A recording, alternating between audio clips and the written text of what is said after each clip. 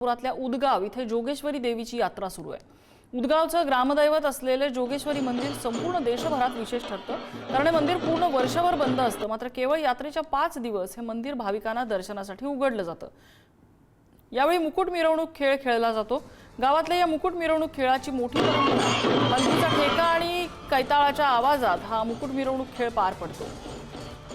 जवळपास 5 ते 6 तास हा खेळ सुरू असतो। सगळ्याचा आढावा घेतलाय आमचे प्रतिनिधी शेखर पाटील यांनी।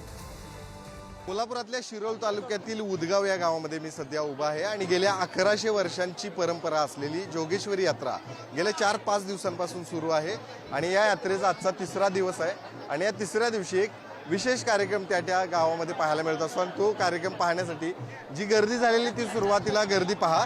या गर्दीवरून आपल्याला ही यात्रा नेमकी काय आहे आणि कशासाठी भरली हे देखील आपण सांगणार आहोत।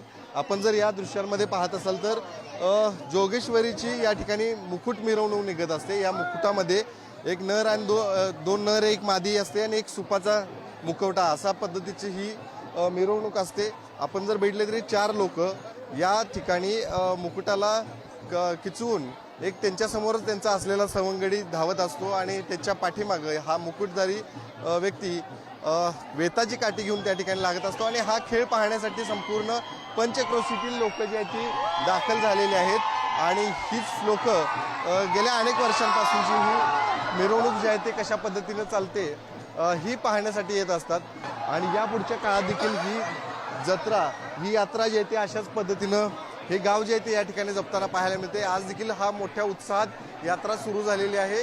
3रा दिवस यात्रेचा खरं तर आहे। काल पिसे मिरवणूक झाली आणि आता मुकुट मिरवणूक त्या ठिकाणी पार पडते आणि तो देखील उत्साहात कार्यक्रम सध्या सुरू असताना पाहायला मिळतो। कॅमेरामन ओंकार वळवडेसह शेखर पाटील, पुढारी न्यूज, उदगाव, कोल्हापूर।